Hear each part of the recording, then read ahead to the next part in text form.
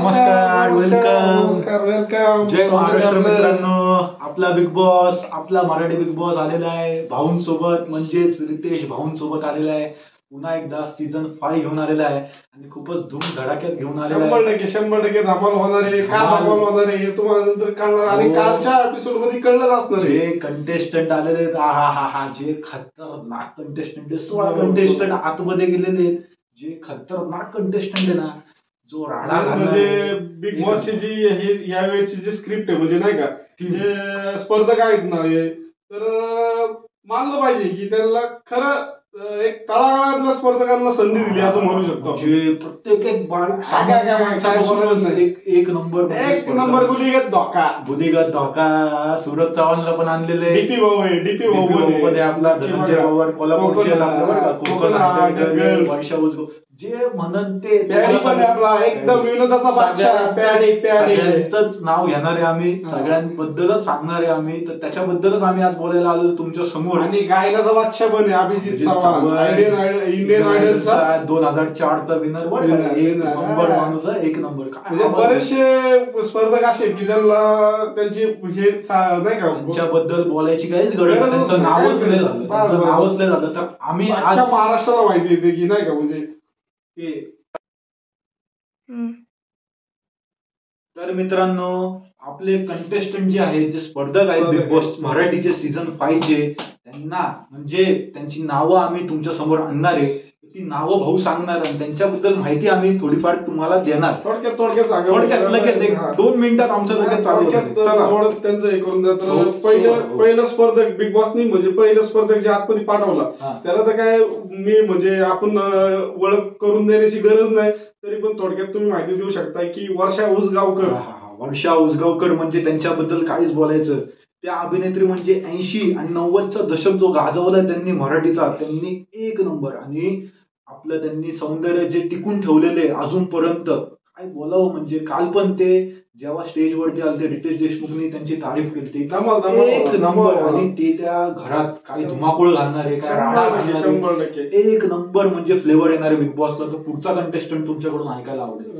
Konkan hearted girl. Konkan hearted girl म्हणजे आपली influencer बरं का. म्हणजे आपण जसे युट्यूब वरती आहे तशी ती इंस्टाग्राम, युट्यूब वरती ती तशी कामं करते आणि बिझनेसमॅन सुद्धा आहे बरं का ती. एक नंबर ती पण आहे. ती पण काय धुमाकूळ घालणारे, राडे घालणारे ती, कारण की ती भांडायला एक नंबर आहे. मी तर असं ऐकून आहे. आणि तिसरा आपला निखिल दामले म्हणून. निखिल दामले म्हणजे मराठी इंडस्ट्री, म्हणजे मराठी टेलिव्हिजन इंडस्ट्रीतला एक मोठं नाव जे आता नवीन उदारीवरती येतंय, तर ते म्हणजे निखिल दामले, जो स्टार प्रवाहावरती पण बऱ्याचशा आपल्याला कार्यक्रमामध्ये दिसलेला आहे. तो निखिल दामले. आई कुठे काय करते, गोष्ट श्यामची आईची, त्याच्यामध्ये तो दिसलेला. यशोदा कार्यक्रम. आता या पण हा स्पर्धक असा की याला पण ओळख करून देण्याची गरज नाहीये, कारण विनोदाचा बादशाह म्हणू शकतो आपण त्याला. पंढरीनाथ कांबळे म्हणजे आपला पॅडी दादा, त्यांना काय ओळख करायची गरजच नाही. म्हणजे भाऊंनी सांगितलेले त्याचेच ते विनोदाचा बादशाह म्हणजे पॅडी कांबळे. तर पुढचा कंटेस्टंट योगिता चव्हाण. तिलाही इंट्रोडक्शनची गरज नाही बरं का, कारण की ती कलर्स मराठीचा एक फेस आहे. कलर्स मराठीची हिरोईन म्हणून ती आलेली आहे. तर ती पुढेपर्यंत कशी जाते त्याच्याबद्दल खूप बघायला मजा येणार आहे. ती पण धुमाकूळ घालणार आहे, भांडायला तर एक नंबर असणार आहे. कारण की तिचा आवाज लय वरचा लेवलचा आहे बरं का. तर पुढचा कंटेस्टंट, पुढचा स्पर्धक आपला जान्हवी किल्लेकर. ही एक अशी कंटेस्टंट आहे जी आपण डार्क हॉर्स म्हणू शकतो. ती कंटेस्टंट म्हणजे ती काहीही करू शकते, ती कधीही वरती येऊ शकते किंवा ती डाऊनफॉलला पण जाऊ शकते. तर ती एक डार्क हॉर्स म्हणून एक येऊ शकते, कारण की ती सोशल मीडिया पण आहे, ती बरीचशी पॉप्युलर आहे. पुढचा कंटेस्टंट 2004चा इंडियन आयडलचा winner Abhijeet Sawant. Indian Idol season 1चा विनर म्हणजे अभिजित सावंत. गायनाचा बादशाह नजबलिये सीझन 4 मध्ये पण होता आणि एक नंबर कंटेस्टंट असणार आहे. मला वाटतं की तो थोडासा लुटाऊंगा गाणं खूप चाललं होतं त्याचं त्यावेळेस. मला वाटतं की तो थोडासा पण मला असा दबून असणारा कंटेस्टंट असून पण त्यांनी मला सरप्राईज केलं तर मला चांगलंच वाटेल. त्यांनी काहीतरी वेगळं काहीतरी दाखवलं पाहिजे त्याच्या पर्सनॅलिटी मधून. तर मला त्याच्यावरती नजर तर सगळ्यांची असणार आहे, आणि तो पण गाजवणार. 100% कंटेस्टंट घ्या. पुढचा ह्याला सुद्धा आपला ह्याला काय छोटा पुढारी म्हणतात सगळे. छोटा पुढारी म्हणजे आपला घनश्याम दरवडे. आपल्या अख्ख्या महाराष्ट्रात त्याचं नाव आहे छोटा पुढारी. प्रत्येक गावागावात त्याचं नाव असणार आहे. प्रत्येक असं कोणीही नसेल तरी त्याची ती ओळख तयार केलेली आणि बरेच जणांना वाटत असेल की तो छोटा मुलगा आहे किंवा काय. तो छोटा मुलगा नाहीये, तो 22-23 नाही तो. आणि बराच आता चालू याच्यामध्ये थोडस आता सोशल मीडियावरती चर्चेत बरेचशा मोठ्या मोठ्या मुद्द्यांवरती बोलत असतो. तर त्यातला एक मजा येणार आहे. तो कसा स्टँड घेतो. एक त्याच्या आधी एक तृप्ती देसाई म्हणून एक आलती बरं का, तृप्ती देसाई. तर त्या तृप्तीताईंनी तो सीझन गाजवला होता त्यांच्या फ्लेवरनी. तर घनश्याम समाजसेविका म्हणू शकतो आपण तृप्ती देसाई बरोबर मागच्या सीझनला होत्या. घनश्याम भाऊ काय गाजवतात सीझन, कसे ते मुद्द्यांना स्टँड घेतात. तर त्यांना बघायला मजा येणार. 100%. पुढचं आपला इरिना रुडाकोवा. ही म्हणजे एक वेगळीच कंटेस्टंट. जसे हिंदीमध्ये आपण म्हणतो की हिंदीमध्ये पण इंग्लिशवाले कंटेस्टंट आणतात, तशी ही एक वेगळी कंटेस्टंट आहे जी अशी चिअरगर्ल आहे. म्हणजे हैदराबादच्या टीमसाठी ती चिअरगर्ल आहे. तर ती एक वेगळी असणार आहे. तर हिंदीमध्ये तो अब्दू म्हणून एक आलता. तर आता ही इथं आणते. तर हिला काय मराठीचं काय मग काय समजणार नाही. पण तिला एक म्हणून समजून घेणार समजून घेतील 100%. निकी तांबोली म्हणजे बऱ्याचशांना माहिती नसेल जे मराठीचे कंटेस्टंट आहे. तर ती हिंदी बिग बॉस तिने खूप गाजवलेला बिग बॉस आहे. ती बिग बॉस असा गाजवलेला टॉप 3 मध्ये होती हिंदीच्या बिग बॉस मध्ये. तर ती आता इकडे आलेली आहे. ती अशी कंटेस्टंट आहे जी सगळ्यांना राडा घालणार आहे.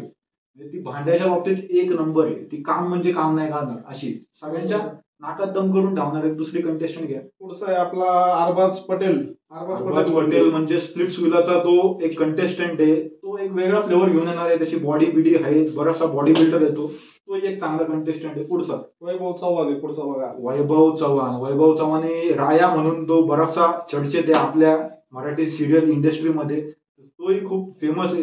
त्याच्याबद्दल आम्हाला त्याच्यावरती नजर ठेवून आहे. त्याच्याबद्दल बरेचसे रिव्ह्यू येतील. तर पुढचा आहे आर्या जाधव म्हणून आहे बघा. आर्या जाधव ही हसल एक रियालिटी शो आहे जो स्प्लिट्सविला सारखा, म्हणजे स्प्लिट्सविला ज्या MTV वरती येतो तसं हसल MTV वरती येतो. ती खूप धुमाकूळ घालणार आहे. ती तिचे स्टँड असे बरेचसे धावणार. म्हणजे ते नवीन एक आलेले ज्यांना सोशल मीडिया हे रियालिटी शो त्यांना माहिती आहे कसं चालतात. त्याच्यावरती ते बरोबर ते खेळणार ते तसे. पुढचे आपलं रील स्टार आहे नाही का, म्हणजे धनंजय पवार कोल्हापूरचा माणूस आपला, म्हणजे कोल्हापुरी तडका.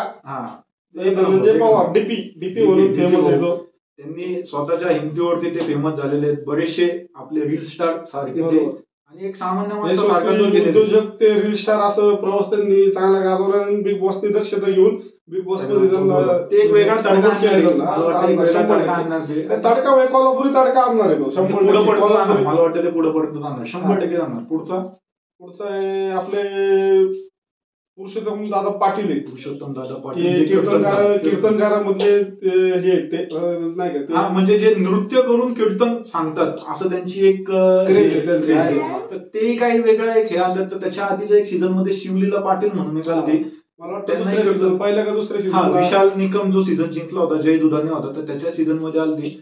हाही काहीतरी एक वेगळा तडका असणार आहे मला वाटते. पण बघूया आपण की माऊलींचं एक नाव घेणार आहे. यांनी टिकटॉक वरती येड लावलं होतं. टिकटॉक कोण सूरज चव्हाण. गुलीगत धोका. एकच वाईट गुलीगत धोका. एक नंबर. ग्रामीण भागात प्रचंड फेमस आणि शहरी भागात पण बरं का. पण ग्रामीण भागात त्याची जी क्रेज आहे एक नंबर आहे. सोशल मीडियावरती फनी व्हिडिओ टाकून जो फेमस झाला. आपले हे 15 स्पर्धक तर झाले. आणि सोशल मीडियाची ताकद इतकी आहे मित्रांनो, तुम्हाला सांगतो की हे जे आता बरेचशी नाव आहेत हे सोशल मीडियामधनं पुढे आलेले आहेत. यांचा प्लॅटफॉर्म काय नाही की यांना कुठल्या पिक्चर म्हणजे नाही का मूवी मधून, पिक्चर मधून किंवा टीव्ही सिरियल मधून ते आलेले नाहीत. यांनी स्वतःची एक ताकद निर्माण केली, क्रेज निर्माण केली. तुम्ही बघू शकताय त्यांचे फॉलोअर्स किती आहेत, युट्यूबला सबस्क्राईब किती आहेत. म्हणजे यातले बरेचसे टिकटॉक किंवा तुमचे युट्यूबर आहेत, रील स्टार आहेत, हे लोक आहेत.